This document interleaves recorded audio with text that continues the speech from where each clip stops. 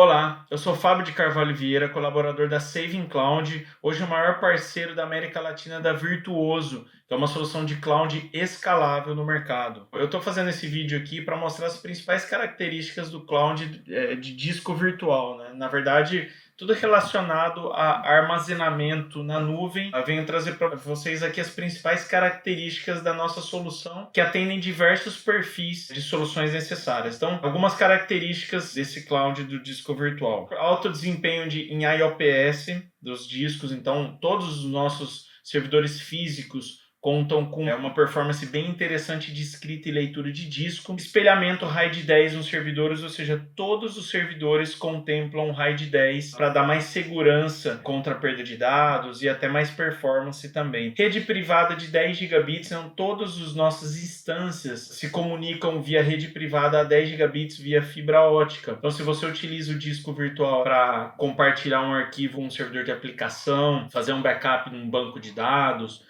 ou algo relacionado à infraestrutura, toda a comunicação entre eles vai ser feita em 10 gigabits por segundo em alta performance. Possibilidade de configurar a comunicação em protocolos de diversas maneiras. Você pode colocar um NFS, um FTP, um sistema de armazenamento como OnCloud, NextCloud, Minio e outros, que eu vou mostrar mais abaixo algumas características.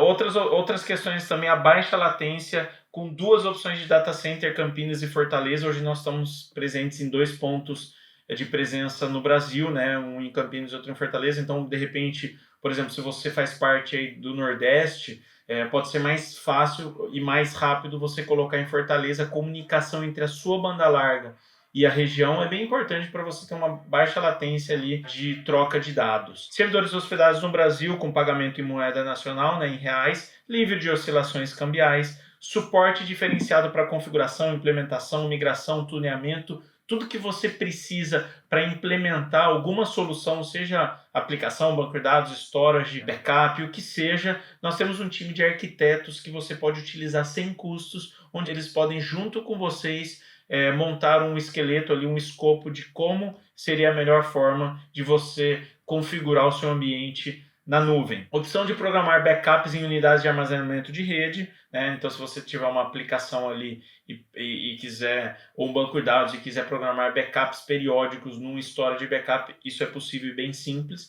Trio de 14 dias sem custos, ou seja, dentro da nossa plataforma você consegue testar 14 dias e ver se realmente faz sentido para você, isso sem custo, sem compromisso. Você consegue utilizar e realmente confirmar se essa solução te atende. Opções de você utilizar o storage. Então aqui eu vou citar alguns escopos de disco virtual que você poderia estar utilizando na nossa plataforma. Então a primeira delas, que é a mais comum, é utilizar o storage usando mapeamento, né? Então imagina o seguinte, você tem uma aplicação que você gostaria de escalar essa aplicação. Então vamos supor que você configurou ali uma aplicação que você possui duas instâncias de aplicação, né? Então você tem a instância A e a instância B. Só que essa instância, os seus usuários, parte deles batem na A, parte batem na B, e eles podem estar utilizando um momento uma e outro momento outra. Só que o que é muito comum em uma aplicação, principalmente web,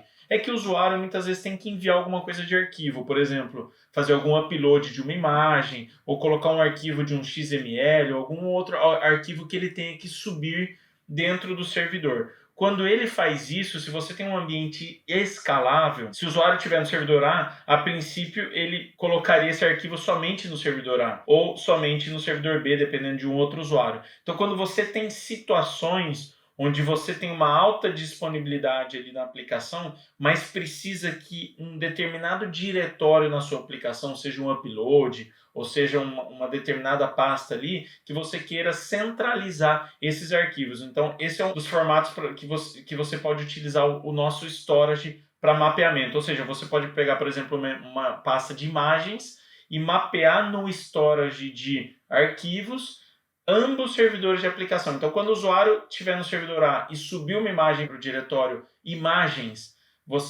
ele na verdade vai estar subindo no storage aquela imagem. Então, isso faz com que você consiga descentralizar algumas pastas que os usuários eventualmente possam estar subindo arquivos ali. Então, ele serve como um mapeamento de arquivos a quente da sua aplicação, por exemplo. E um segundo ponto que também é muito utilizado é justamente para backup, né? Então vamos supor que você tem um banco de dados ali na plataforma, e é óbvio, você não vai querer fazer o backup do seu banco de dados na mesma máquina física ou no mesmo servidor virtual que você possui na sua infraestrutura. Então, o que você faz? Você cria um storage de backup dentro da nossa plataforma.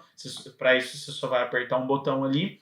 E quando você cria esse disco, né, de storage, que vai ficar inclusive em outra máquina física, você tem um botão ali onde você pode mapear uma unidade de rede com o seu servidor de banco de dados. Então vamos supor que você cria o storage de backup, depois você vai no ambiente de banco de dados, tem uma opção lá de você mapear, então você pode mapear um diretório, sei lá, o diretório /backup do seu Linux ali, ou se for no Windows, um E2 pontos, uma outra unidade de rede mapeada nesse storage. Então ele vai enxergar essa pasta e simples assim você começa a gravar os seus backups diretamente nessa pasta ali, lembrando, né, que a comunicação entre as instâncias ocorre sempre a 10 gigabits por segundo de performance, então é muito rápido para você se comunicar os arquivos no storage, seja para aqueles arquivos a quente, quanto também para geração de backups. Você pode, né, eventualmente configurar esses protocolos, né, o FTP, o SFTP, SSH, o NFS,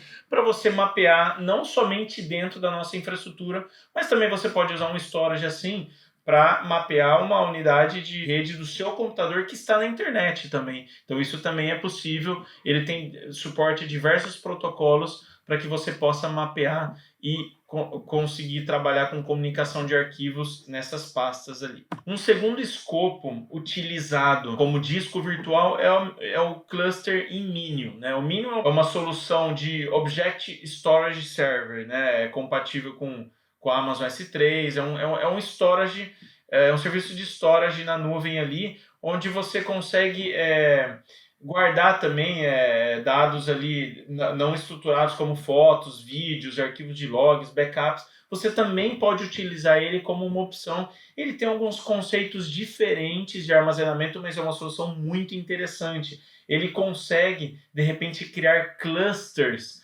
de armazenamento, ele consegue criar espelhamentos, né, entre as instâncias. Você pode inclusive ter várias instâncias de Minio sincronizadas entre si, presentes em hardwares diferentes. É uma solução muito interessante, e na Saving Cloud você consegue subir um cluster em Minio só apertando o botão. Basicamente você tem essas opções aí na tela, você seleciona quantos nodos de armazenamento você quer, a região, se é São Paulo ou Fortaleza, e ele já sobe o ambiente prontinho para você iniciar o uso. Um outro escopo também muito utilizado dentro da nossa infraestrutura é utilizar como solução aí o Nextcloud ou também o OnCloud, que seria uma opção 4. Então essas duas opções são bem interessantes para quem quer administrar arquivos na nuvem, né, como documentos da sua empresa, fotos, planilhas, arquivos, só que ele possui uma interface interessante de gestão de usuários e permissionamento, coisas que as soluções anteriores, por exemplo, não tem. Então esse é focado mesmo no famoso disco virtual, é como se fosse você ter o seu próprio Dropbox, Google Drive.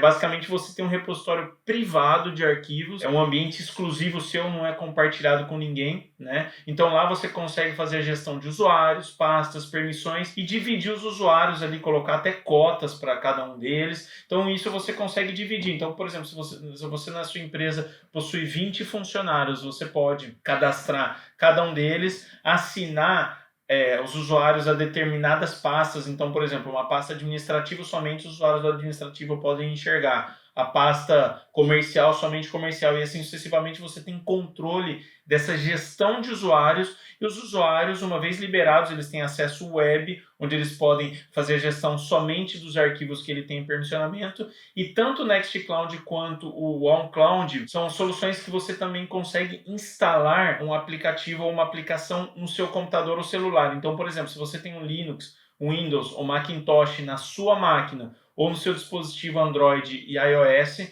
você pode instalar um programa que é gratuito, e esse programa, o que ele faz? Você coloca os seus dados de usuário e ele vai sincronizar os arquivos em tempo real no seu dispositivo. Então isso é muito interessante porque acaba fazendo com que seja muito prática essa maneira de enviar arquivos, receber arquivos e tudo ficando na nuvem, né? Então é uma solução bem prática. Na verdade, nós não vendemos o Nextcloud ou OnCloud. Ambas soluções eles possuem uma versão open source que não tem custo, e é justamente essa opção open source que você consegue só apertando o botão instalar ele na nossa plataforma. Então tudo que você precisa ele já vem instalado, você vai receber diretamente os dados de acesso administrativo do seu OnCloud ou Nextcloud criado e já vai começar a usar sem ter conhecimento nenhum, porque ele já vem instalado dentro da nossa plataforma. E é assim que você cria na plataforma, por exemplo, o OnCloud, ali você seleciona o nome do servidor, coloca se você quer que ele esteja em Fortaleza ou em São Paulo, no caso, e ele já sobe a instância para você com tudo instalado. É interessante também frisar aqui que ambos servidores, tanto o OnCloud quanto o Nextcloud, eles possuem um sistema de versionamento. Isso é muito interessante, porque se de repente você tiver algum problema ali que você tem que restaurar um arquivo deletado, ou de repente você subiu uma atualização e teve que voltar na versão anterior, então ele tem um versionamento, né? Hoje em dia é muito comum, né? Eu já vi muitas empresas terem problema com o famoso ransomware, um vírus que ataca muito forte ali a empresa, e eles praticamente corrompem e embaralham todos os arquivos que você tiver na sua máquina e possivelmente na sua rede. Então, vamos supor, se você tiver esses arquivos no OnCloud, se acontecer de você ter o ransomware, você consegue, através do versionamento, voltar à versão anterior dos seus arquivos que estiverem na nuvem, né? Então é uma solução que pode te trazer confiabilidade para o seu negócio e também organização, porque fica tudo centralizado na nuvem.